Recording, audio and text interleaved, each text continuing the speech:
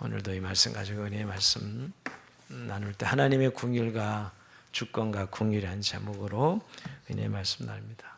우리 기도하는데 이순 권사님 어제 퇴원하셔서 이제 가까운 이 거의동 병원에서 월수금 이렇게 투석을 하루 일주일에 3번씩 하기로 하셨어요. 위에서. 근데 컨디션은 전보다 훨씬 좋아지셨다 그러시네요. 기도해 주시고요.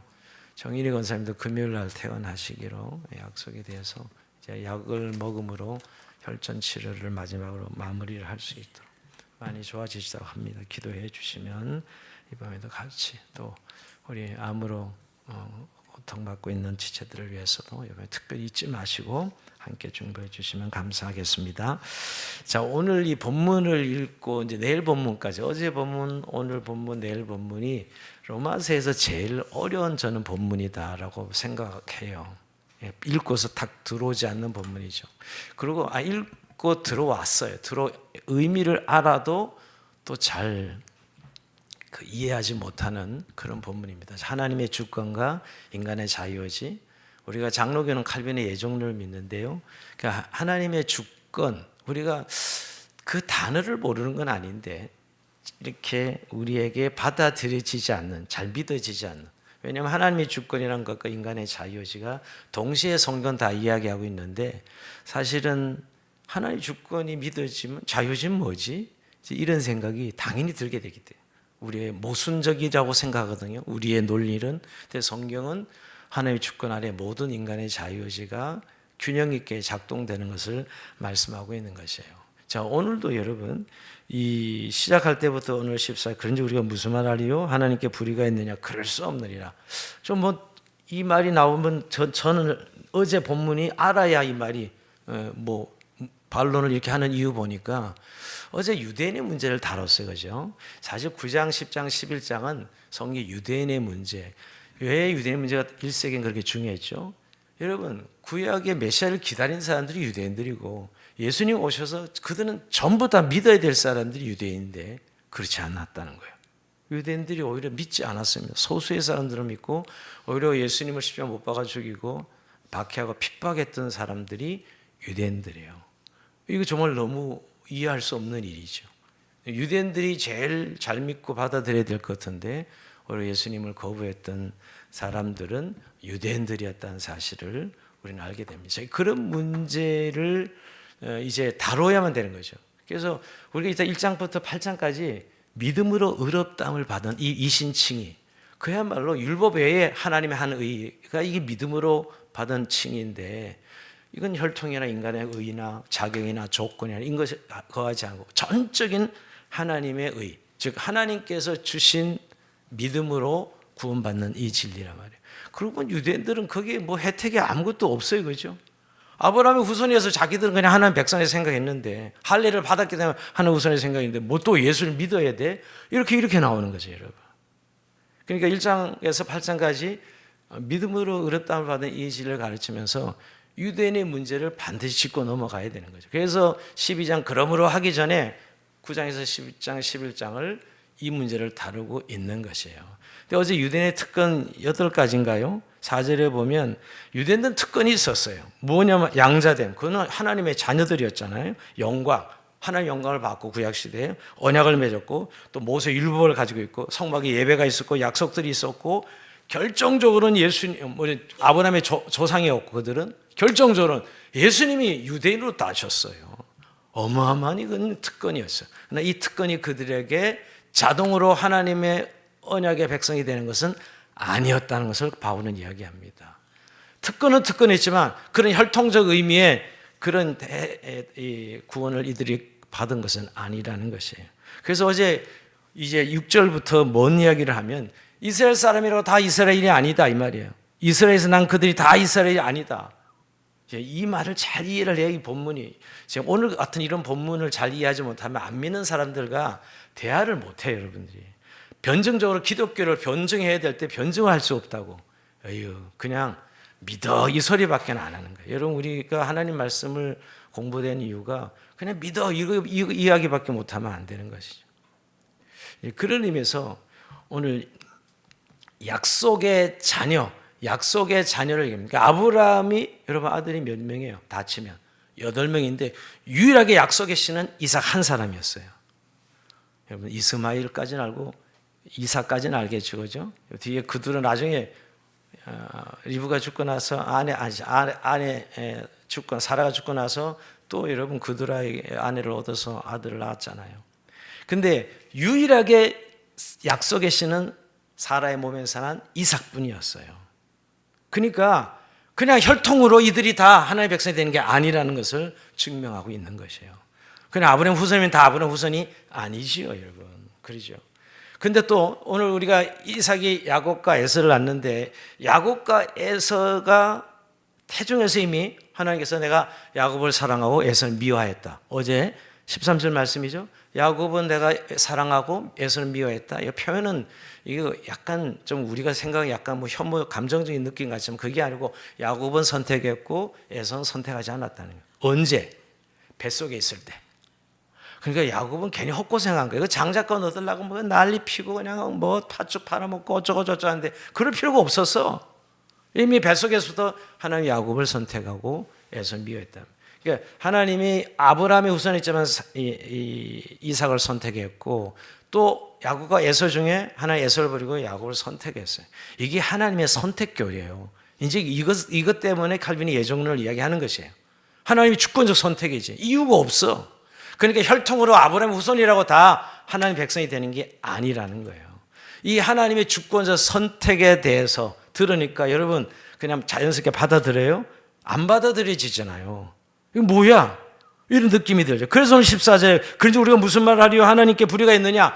이미 바울이 알고 있는 거예요. 이 말을 들은 사람들이 반론을 제기할 걸 알기 때문에 이렇게 물어보네요. 그러면 하나님이 공평하지 않을 거고 그거 굉장히 불공평한 거야 라고 사람들이 이야기할 거니까 이미 그것을 기대하고 이미 자문자답하는 거죠. 그러나 그럴 수 없느니라 이렇게 말하고 있는 것이죠. 그러니까 뭐 결론적으로 쉽게 이야기하면 어떤 사람을 왜 구원하시고 어떤 사람을 왜 버리시냐 이 말이야. 왜 야곱은 선택하고 왜 에서는 버리시냐 이 말이죠. 왜 하나님이 이삭만 선택하고 왜 이스마엘은 똑같이 아브라함의 후손인데 이스마엘은 버리시냐 이 말이에요. 이제 이 문제를 다루고 있는 것이죠. 어떤 사람들은 믿음을 가지고 구원을 받는데 어떤 끝까지 강팍한 마음을 가지고 멸망의 길을 가는가. 정말 하나님 공평하신 분인가 하는 문제를 다루고 있는 것이지요. 자, 이런 이제 하나님 주권 신앙에 대해서 오늘 다뤄볼 건데요. 우리가 늘 말씀에 가는 데까지는 가야 돼요. 그냥 믿어. 이런 그냥 무조건 좀 복잡해지면 그냥 모르겠으면 믿어가 아니라 하나님 말씀에 가는 데까지는 가야 돼. 그렇다고 여러분 우리가 하나님 말씀이 다 머리로 이해가 되는 우리의 어떤 본성과 이성으로 그러지 않는다는 거예요. 문제는. 그러면 거기서 말씀이 가면 서야 되죠. 자, 하나님의 주권 신앙은 사실은 하나님을 믿는 사람들에게는 믿어지는 교리지만은 하나님을 안 믿겠다는 사람에게는 안 믿어지는 교리예요. 왜?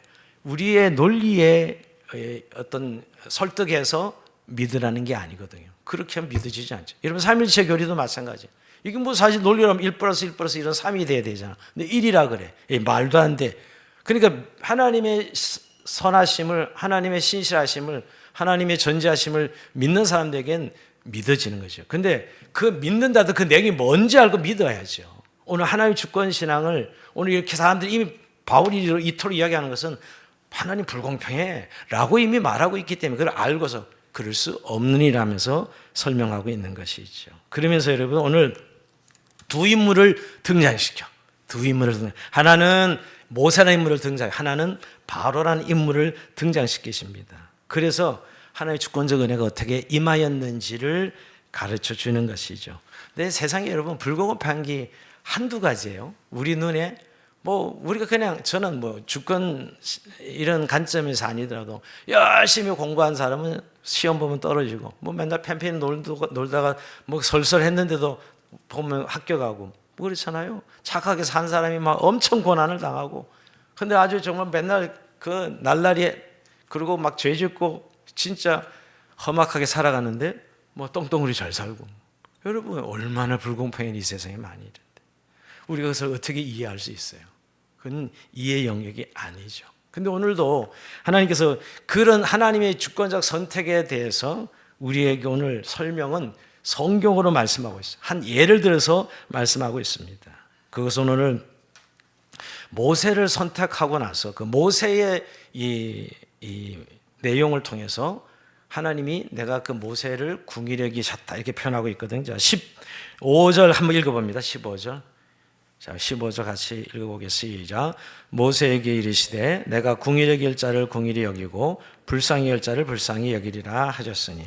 자, 이게 출애굽기 33장 19절 말씀을 인용한 말씀입니다. 어느 배경이 있죠? 금송아지 사건 위에 모세를 위하여 모세가 백성들을 위하여 중보기도할 때 준 약속이 있죠. 사실은 금송아지 때 내가 이들을 다 죽이리라. 그냥 그리고 너를 통해서 새로운 민족을 일으키겠다. 하나님이 진노하시죠. 근데 모세가 손을 들어 중보기도합니다. 이 백성을 살려달라고. 내가 하나님에서 끊어질지라도 이 백성이 살려주시옵소서. 하나님 명예를 생각해서라도 이들을 죽여서는 안 돼. 이렇게 중보하지요. 자, 그때 그래서 하나님 그렇게 용서는 그 기도를 듣고 용서는 하시는데 이걸 껐으면 좋겠는데 계속 왔다 갔다. 예. 용서는 하시는데 하나님께서 나는 너와 같이 가지 않겠어. 너희들과 같이 가지 않겠어라고 이렇게 말씀하는 것입니다. 자, 오늘 여기 이 모세가 하나님께 꼭 같이 가야 됩니다라고 말하는 좋습니다. 정신이 하나도 없네. 바짝바짝 뭐 1분씩 왔다 갔다 하는 게 아니라 번쩍번쩍해서 정신이 하나도 없어요.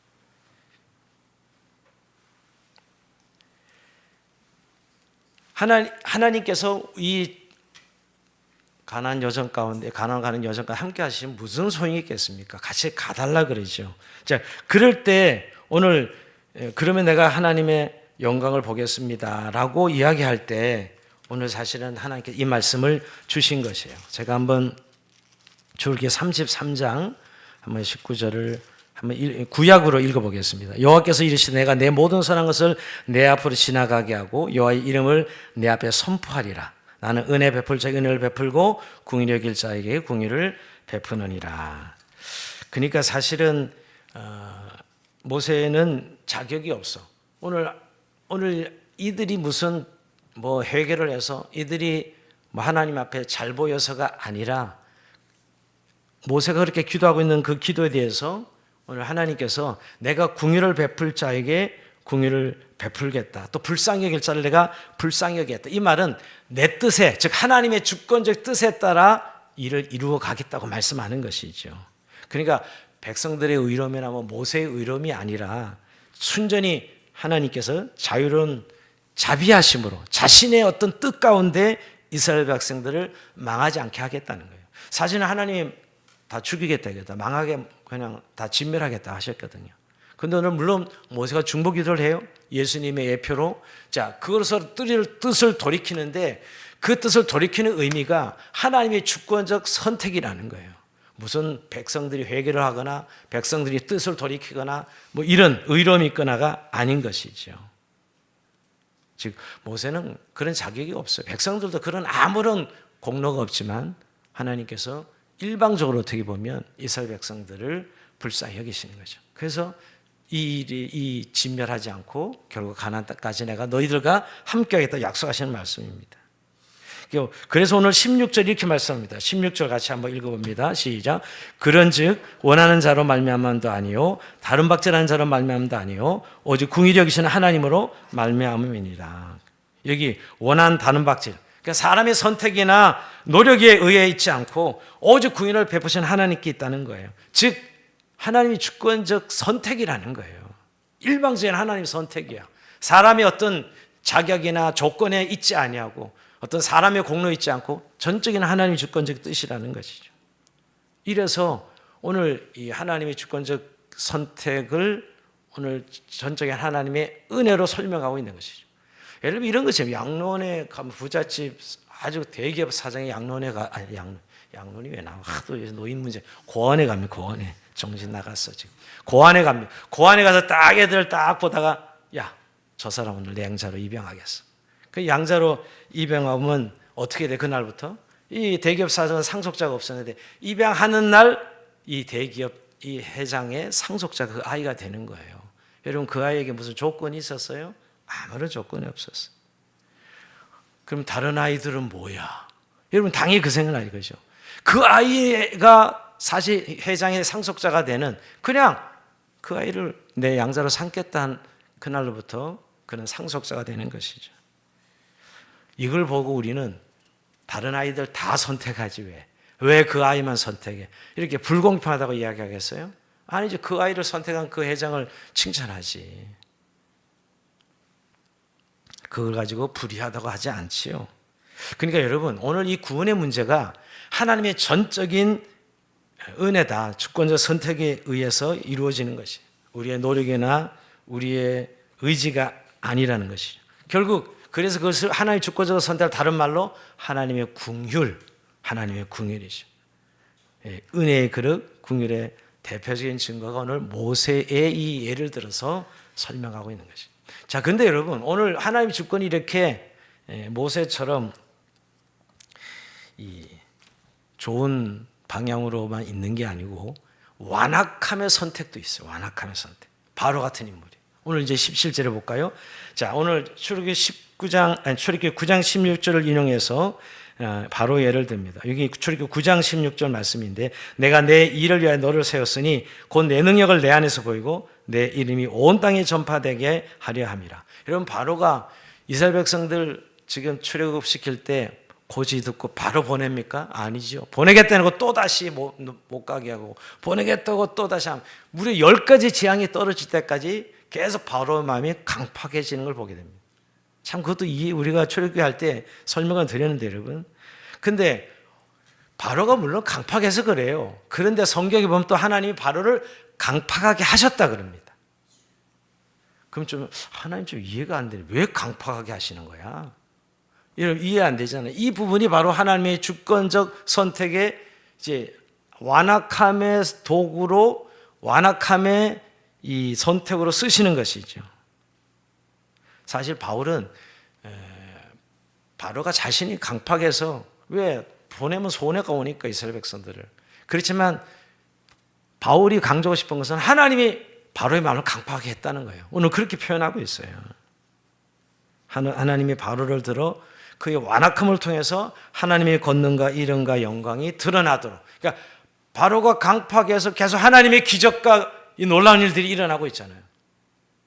그러니까 하나님의 영광을 위해서 바로의 마음을 강팍하게 하시는 거예요. 그러니까 바로가 강팍하는 것조차 하나님의 영광을 드러내는 도구로 사용하시는 것이죠. 그러니까 여러분, 하나님이 어떤 사람은 궁휼이시고 어떤 사람은 뭐예요? 완악하게 내버려 두시는 거예요. 어떤 사람은 선택하고 어떤 사람은 유기하신다고. 이게 성경이 가르치는 교리예요. 성경의 말씀이에요. 자, 여기서 그걸 보고 우리는 불공평해요 라고 지금 하는 것이죠. 이미 바울이 그걸 너무 잘 알고 이미 선포하고 있는 것입니다. 근데 여러분, 이게 하나님이 불의한 것이냐? 아니라는 것이죠. 오히려 하나님이 이런가 능력을 알리기 위한 섭리입니다. 우리가 등불을 켜기 위해서는 심지가 필요하죠. 그러나 심지는 불에 타 버려야 빛이 납니다. 바로는 하나님을 대적하여 타버리는 심지와 같았지만 그로 인해서 하나님의 능력과 구원이 더 선명하게 드러나는 것이죠. 이스라엘 향한 하나님의 구원이 더 선명하게 드러나게 하시는 것이에요. 여러분, 그러고 보면 악도 결국 하나님의 섭리 속에서는 하나님의 영광을 드러내는 도구가 되는 것이에요. 이런 이야기를 들으면 이제 믿음의 관점에서 보지 못하는 분들은, 야, 하나님이 자기 영광을 위해서 오히려 사람들을 강팍하게 해? 이제 이런 생각이 들죠, 여러분. 그래서 이 주권 교리를 몰라서라기보다는 자기가 가진 기준 때문에 이걸 믿지 못하는 사람들이 많다는 거예요. 그러니까 여러분, 궁휼도 하나님의 주권이고 완악함도 하나님의 주권 아래에 있는 것이에요. 그러니까 바로의 완악함조차도 하나님의 구속사에 사용되고 있는 것이죠. 오늘 저도 로마서 9장 그걸 말하고 있는 것입니다. 그러면 이러고 나니까 이제 또 반론이 있지 않겠어요, 여러분? 그러지 않아요?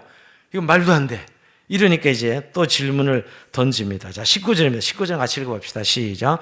혹 내가 네게 말하기를 그러면 하나님이 어찌하여 허물하시느냐? 누가 그 뜻을 대적하느냐 하리니. 자, 무슨 말이에요, 이게? 그러니까 만약 하나님이 한 사람을 완악하게 하신다면 그럼 그 완악하게 한 사람 책임이지. 이런 말 하는 거예요. 하나님이 그랬으면 하나님 책임져야지. 지금 이 바울이 이미 어떻게 말할지 다 알고 있는 거예요, 사람들이요. 알고 있는 거예요. 우리 속을 다 꿰뚫고 있는 거지, 지금. 그러면 사람이 책임질 게 아니라 하나님이 책임지셔야 되네, 라고 이렇게 말씀하는 것이죠. 근데 이에 대해서 바울은 더 강한 어조로 주권을 제시합니다. 하나님이 마땅히 심판받을 죄인들에게 오래 참으시는 분이시고, 자, 마땅히 심판받을 인생들을 길이길이 참으시는 분이고, 지음을 받을 물건이 지은 이에게 나아져 물을 수 없다는 것이에요.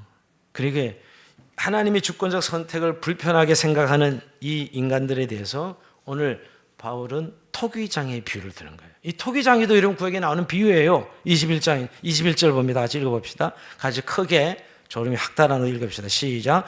토기장이가 진흙 한 덩이로 하나는 기에 쓸 그릇을 하나는 천이 쓸 것을 만들 권한이 없느냐. 아멘. 예. 이제 그렇게 하나님 책임이죠, 그럼. 이렇게 생각하는 사람들 향하여 토기장의 비유를 딱 들이대시는 겁니다. 야, 토기장이가 지가 진흙 한 덩이로 기 쓸 그릇도 만들 수 있고, 뭐 천이 쓸 그릇, 뭐 만들다가 해 때려 부실 수도 있고, 다 토기장의 마음대로지. 라고 말하고 있는 것이. 도공이 진흙으로 하나는 기 쓸 것을, 하나는 천이 쓸 그릇을 만들 권리가 있다는 것이에요. 그러니까 여러분, 하나님이 궁율의 그릇과 진노의 그릇을 주권적으로 다루실 권리가 하나님께 있다는 것입니다. 이 하나님 주권을 들어보면 결국은 여러분들은 이렇게 들으면 그러면 여러분 토기장의 비유에 그냥 게임 끝이죠, 그죠? 여기도 뭐라고 우리가 더 반론해요? 아니 기 쓸 것을 만들고 천이 실 것을 만들고 아예 때려 부시기 연습용으로 그냥 다 부셔버릴 걸 만드는 토기장의 마음대로이지. 오늘 사람들은 아까 기 쓸 그릇, 천이 쓸 그릇 왜 다 귀하게 만들어야지? 우리는 이렇게 공평을 생각하고 있는데 그게 공평이 아니고 원래 죄로 인해 다 죽을 인생들을 하나님 그 가운데서 건지신 것이 하나님의 주권적 선택이요 긍휼의 은혜예요. 근데 우리는 이제 구원받고 났으니까 이제 그래요. 왜 저 사람은 구원 안 해요? 라는 식으로 불평을 할 수 있는 것이죠. 근데 이런 이제 말씀을 들으면 여러분들은 그런 생각을 하는 것 같아요. 그럼 인간의 자유의지는 뭐지? 내가 예수 믿는 건 뭐야? 내가 믿겠다 해서 구원받은 거 아닌가? 이런 생각을 하게 되죠. 그러니까 잘못 오해하면 하나님 주권이 인간을 마치 기계처럼 로봇처럼 만들어서 그런 세상을 운행하신다는 말인가? 아닙니다. 인간의 자유의지를 하나님 주셨고 그 자유의지를 절대 손상시키지 않는 분이에요. 그러나 여러분 하나님의 주권도 여전히 시퍼렇게 살아서 오늘 이 우리의 구원에 하나님의 주권적인 이유를 선택한다는 말씀을 하고 있는 것이죠. 여러분 그래서 한번 제가 참고적으로 하나님의 주권과 자유의지의 관점에서 하나님의 주권과 인간의 자유의지를 둘 다 부정하시고 동시에 가르칩니다. 자, 사도행전 2장 23절에 보면 이런 말씀이 나옵니다. 그가 하나님께서 정하신 뜻과 미리 아신 대로 내준 바 되었거늘 너희가 법 없는 자들의 손을 빌려 못 박아 죽었으니. 여러분 예수님의 죽음은 미리 하나님 정하신 뜻이었어요. 주권적인 뜻이죠. 그런데 여러분 어떻게 죽죠? 사람들이 예수님을 미워하고 예수님을 정치적으로 기득권 가진 유대인들이 예수님을 죽이겠다는 자유의지로 그 일이 이루어진다고 십자가 사건이. 그러니까 하나님이 그 아들 예수를 통해서 구원하신 건 이미 작정된 뜻이지만은 그 과정을 보면 사람들이 분노해서 내 기득권을 지금 예수님이 다 무너뜨렸다 생각하는 유대인의 종교 지도자들이 예수를 죽이잖아요. 이건 자유의지죠, 여러분. 전혀 문제가 없어요. 그렇게 일어나는 것이죠. 여러분 빌립보서 2장 12절을 보면 너희 구원을 두렵고 떨림으로 이루라. 너희 안에서 행하시니 하나님이시니 자기의 기쁘신 뜻을 위해 너에게 소원을 두고 행하게 하시나니 그랬습니다. 여러분 성도는 자기 구원을 책임 있게 감당해야 되지만 동시에 하나님의 소원을 실행하는 이 두 가지 양면성을 다 성경은 이야기하고 있다고요. 그러니까 하나님의 주권과 인간의 자유의지가 이 균형 있게 손상시키지 아니하고 작동하고 있는 것이죠. 구원은 전적으로 하나님의 은혜와 선택으로 가능합니다. 근데 여러분 내가 그 하나님의 약속을 내가 믿잖아요. 그리스도를 내가 믿잖아. 믿어야 구원이 일어나죠. 그러니까 하나님의 예정을 우리가 확인할 수 있냐면 내가 믿음으로 예수님 믿겠다고 고백하는 걸 보면 내가 선택된 하나님의 백성인 걸 알 수 있는 것이죠. 이 두 가지가 다 균형 있게 작동하는 거예요. 그래서 하나님의 주권을 강조하는 우리 교리를 칼빈주의라고 그러고, 그런데 아니야, 인간이 그래도 믿어야 되잖아, 이렇게 인간의 의지를 강조하는 교리를 알미니안주의라고 그래요. 조금 이제 신학을 공부한 분들은 이런 것을 공부할 수 있게 늘 들었을 거예요. 그런데 그건 강조점이, 칼빈주의는 하나님의 주권을 더 강조하는 것이고, 알미니안주의도 하나님의 은혜가 필요하지만 인간이 책임을 더 강조하는 것이죠. 인간의 믿겠다고 하는 그 의지가 더 거기에 초점을 두고 있는 두 가지는 모순이 아니고 결국 신비롭게 조화를 이루는 일이라는 것이에요. 그냥 여러분들이 별로 평소에 오늘 이렇게 이렇게 생각을 안 하고 계셨다가 또 성경에 또 이런 이야기가 나오나 보다라고 생각할지 몰라도 하나님의 주권과 자유의지를 정말 믿음 생활하는 분들은 고민이 늘 해봤을 거예요. 하나의 주권이라고 하는데 이게 과연 그러면 인간의 자유의지는 뭐지? 라는 이런 질문들을 계속 던지면서 신앙생활을 하실 거예요. 근데 하나님의 역사는 이 두 가지가 다 아주 조화롭게 이루어지는 것을 알게 됩니다. 근데 여러분, 오늘 이제 22절 이하 24절까지 하나님은 진노의 그릇을 오래 참으시고 긍휼의 그릇에서는 영광을 부어주신다고 하셨습니다. 자, 22절부터 23절까지 또 한번 잘 읽어보시죠. 어떤 의미가 있는지. 22절, 23절입니다. 시작. 만일 하나님이 그의 진노를 보이시고 그의 능력을 알게 하고자 하사 멸하기로 준비된 진노의 그릇을 오래 참으심으로 간용하시고 또한 영광 받기로 예비하신 바 긍휼의 그릇에 대하여 그 영의 풍성을 알게 하고자 하셨을지라도 무슨 말을 하리요. 요 지금 말씀이 뭐냐면 결국 진노 받기로 준비된 그릇, 또 긍휼을 받기로 예비하신 그릇을 통해서 하나님의 공의를 드러내고 하나님의 사랑을 드러냅니다. 우리는 이제 하나님의 사랑이라고 말하고 싶죠. 근데 긍휼을 베풀 때 하나님의 사랑이야. 근데 여러분, 진노하는 사람들에게는 하나님의 공의를 드러내는 거예요. 근데 우리는 자꾸 사랑을 드러낼 때는 하나님 그러다가 공의와 진노는 이건 아니라고 생각하고 싶잖아요. 근데 그 두 가지가 다 하나님의 영광을 위해서 있는 거예요. 하나님의 사랑으로도 그 영광을 드러내는 것이고 그의 진노로 해서 공의로 드러내는 것도 하나님의 영광을 드러내는 것이죠. 그러니까 진노의 그릇은 하나님의 공의를 드러내고 긍휼의 그릇은 하나님의 자비하신 사랑하심을 드러내는 것이에요. 결국 이 모든 것이 하나님의 영광을 드러내기 위한 것입니다. 여러분, 결국 이 선택교리, 구원의 이 하나님의 주권교리는 하나님의 영광에 있어요. 우리가 칼빈주의를 너무 선택교리를 누구는 구원받고 누구는 구원받지 못하고 이거 따지라고 칼빈주의 예정론을 이야기한 게 아니에요. 여기 하나님의 영광이 담겨져 있어. 하나님의 영광이 그것이 구원으로 나타나는 하나님의 사랑과 자비로 긍휼의 그릇으로 나타나든 진노의 그릇으로 나타나서 공의가 드러나든 버림받은 자죠, 여러분. 자기 죄로 인해 버림받은 거잖아요. 자기 죄고. 자기 예수를 믿지 않는 건 건데. 자기가 믿겠다 하지 않는 이 하나님, 그럴 때 하나님의 진노가 그대로 임하여서 유기되는 것과 그의 입술로 오늘도 예수 그리스도를 고백하고 믿음으로 보던 이 고백을 하는 사람들에겐 긍휼의 그릇으로 자비하심에 하나님의 영광이 드러나는 것이죠. 그래서 칼빈주의 정도는 구원과 유기예요. 두 가지가 다 있는 거예요. 우리는 구원만 이야기하기 쉽죠. 하나는 건지시 구원하심과 버리심이 있는 것이죠. 그런데 여러분, 이 구원의 원인은 인간의 공로와 행위가 아닌 전적 하나님의 은혜의 선택이라는 것, 그리고 멸망의 원인은 하나님의 예정에 따른 의로운 판결이고 인간의 죄책에 따른 결과죠. 여러분, 자기가 의지적으로 믿지 않았잖아요. 이 두 가지가 다 사실은, 그래서 어떤 이는 긍휼을 베푸시고 어떤 이는 공의를 드러내게 하시는 것, 구원받는 이에게는 은혜를 찬송하게 하고 심판하는 이에게는 심판받는 하나님의 공의가 드러나게 하는 것이죠.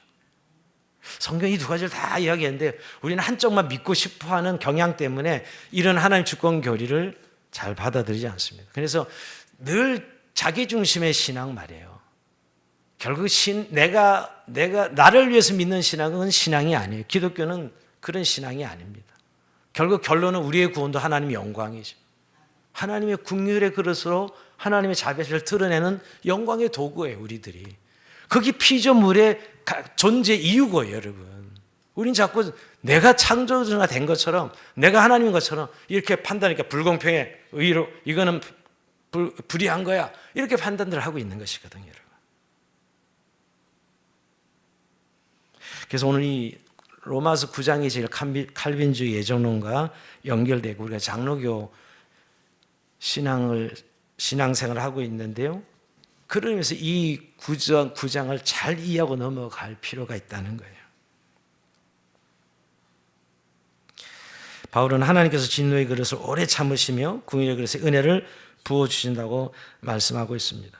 칼빈은 이를 구원받는 자는 하나님의 궁의를 드러내기 위해서, 즉 하나님의 사랑을 드러내기 위해서, 심판받는 자는 하나님의 공의를 드러내기 위해서 예정되었다, 이렇게 칼빈은 이 구절을 해석합니다.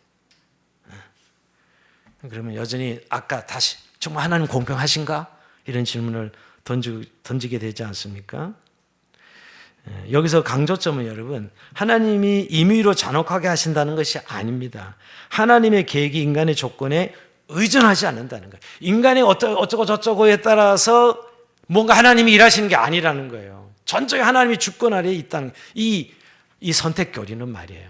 우리는 째째하게 하나님 누구는 구원하고 누구는 버리고 뭐 이런 개념으로 자꾸 이 교리를 이해하니까 이 교리를 잘 받아들이지도 못하고 이해가 안 되는데, 결국 하나님의 이 계획이 인간의 조건, 인간의 자격에서 좌우되는 것이 아니에요.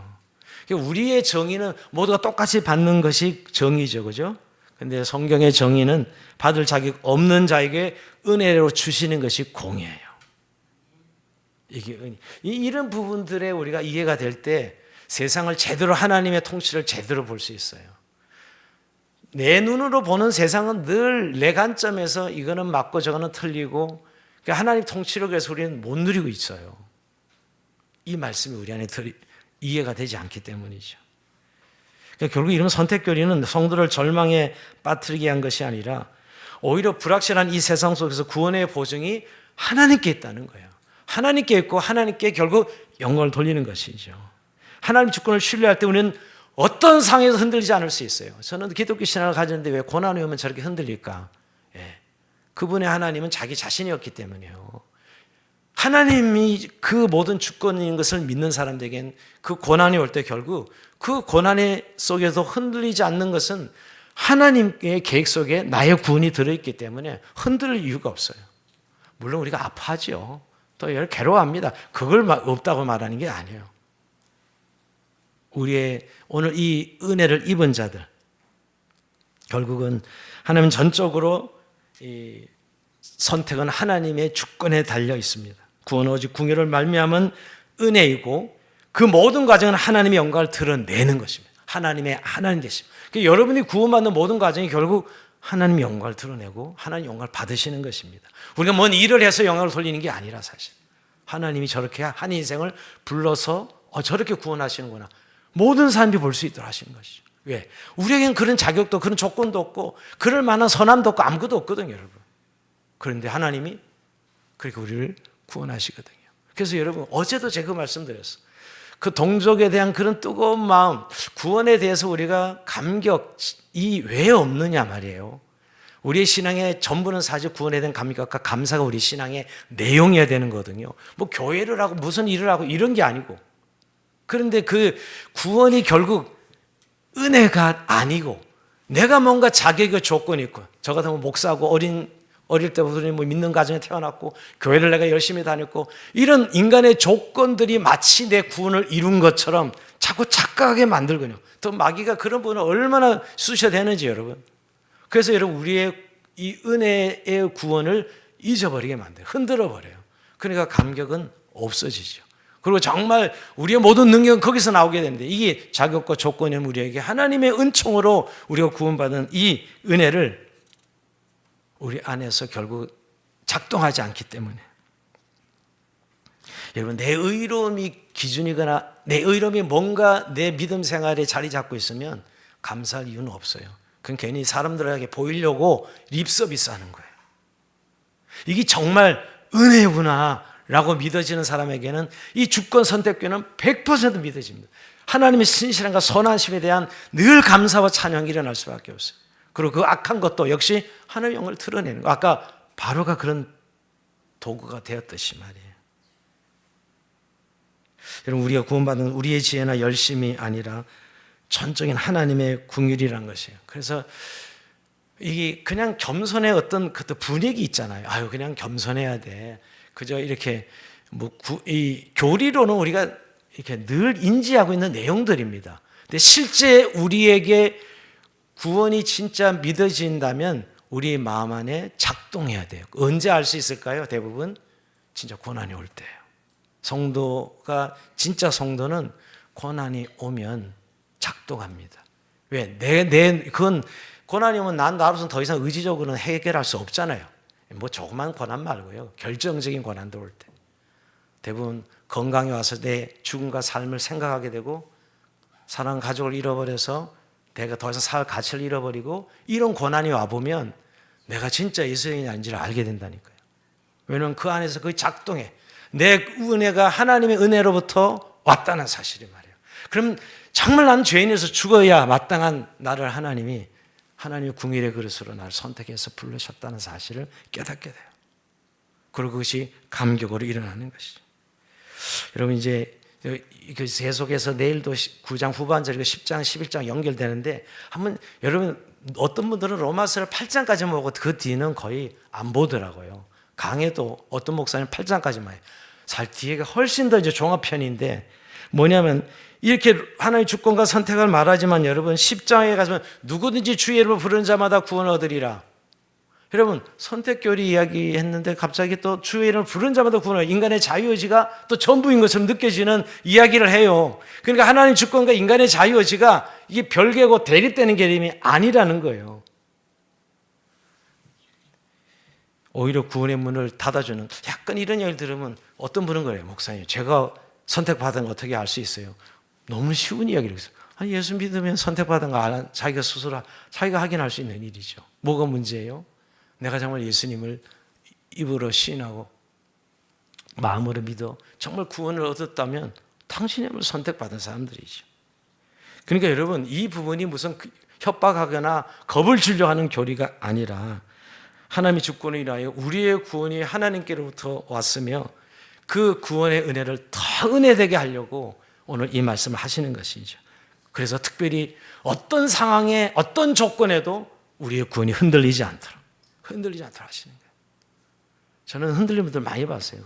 자기 좀 기분 상하겠다고 흔들리는 사람도 봤고요. 목회하면서 저기 무슨 예수를 믿는 거야. 속으로는 이렇게 분노가 치밀어 오를 때도 있어요. 그게 무슨 예수를 믿는 거야. 그냥 교회, 그냥 자기 종교, 내가 뭔가 부적 하나 붙들고 싶었는데 그냥 교회 다니는 게 부적인 것이.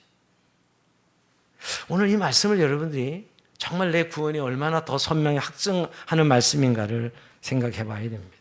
그래서 여러분, 결국 이거 아까 시작할 때 제가 이해 영역이 아닙니다. 결국 신뢰 영역, 믿음의 영역인 것이죠. 우리의 논리에 맞고 안 맞고의 문제가 아니라는 것이에요. 여러분, 모세는 궁율의 대상에 대해 하나님의 은혜를 드러냈고 바로는 완악함의 도구로 쓰임받아 하나님의 권능을 드러냈습니다. 모든 하나님의 주권이, 모든 것은 하나님의 주권 아래 있고 모든 그 과정은 하나님의 영광을 나타내기 위함입니다. 여러분, 우리는 그 주권을 신뢰하고 이제 궁율을 입은 자로서의 삶은 그 은혜를 아는 자로 살아가는 거예요. 정말 겸손과 감사의 삶이죠. 하나님의 사랑이 나를 통해서, 하나님의 은혜가 나를 통해서 드러나는 삶 말입니다. 정말 은혜가 은혜되는 삶이죠. 그건 내 일이 잘 되고 잘나고 뭐가 일이 잘 되어서가 아니라 내 안에 하나님 베푸신 이 구원의 은혜가 은혜여서 그 감사와 감격으로 이어지는 저희 여러분 구원받은 자의 삶이 되기를 주의 이름으로 축원드립니다. 자, 우리 찬송하면서 주 앞에